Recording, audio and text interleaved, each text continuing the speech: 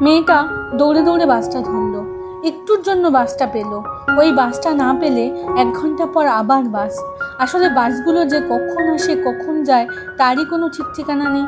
অফিসে প্রান্তিকবাবু আজকে বলেছে প্রজেক্টটা করে রাখতে, প্রেজেন্টেশনও আছে।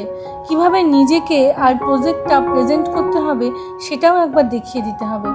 বাড়িতে বর অফিসে বেরোবে, তার টিফিন বানিয়ে মেয়ে স্কুলের হোমওয়ার্ক বাকি ছিল সকালে উঠে করিয়ে দিয়ে তবে বেরিয়েছে অন্বেষা। অন্বেষা চাকরিটা যে কোনো মুহূর্তে ছেড়ে দিতে পারে, কিন্তু ছাড়ে না শুধুমাত্র কোম্পানিটার কথা ভেবে। কোম্পানিটা যখন শুরু হচ্ছিল তখন থেকে অন্বেষা যুক্ত। কোম্পানিটা অন্বেষার চোখের সামনে বড় হয়েছে, যাতে ওর অনেক বড় ভূমিকা ছিল।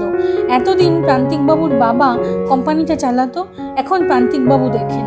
প্রান্তিকবাবুর ভাই সফটওয়্যার ইঞ্জিনিয়ার, তিনি অন্য ব্যবসা দেখেন, কারণ প্রান্তিকবাবুরা অনেক বড় লোক, তাদের অনেক ব্যবসা আছে।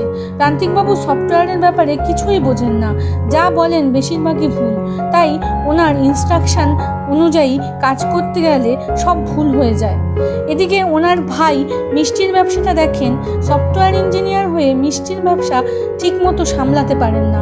অন্বেষা পুরনো এমপ্লয়ি হয়ে সবার সঙ্গে পরিচিত। অন্বেষার খুব খারাপ লাগে। অন্বেষার বড় বলেছে চাকরিটা ছেড়ে দিতে। অন্বেষাও এত তিতিবিরক্ত, অন্বেষাও ভাবছে চাকরিটা ছেড়ে দেবে। অন্বেষার বর আগেই বলেছে গাধা পিটিয়ে গরু কখনো বানানো যায় না। অন্বেষাও এখন ভাবছে কথাটা অক্ষরে অক্ষরে সত্যি।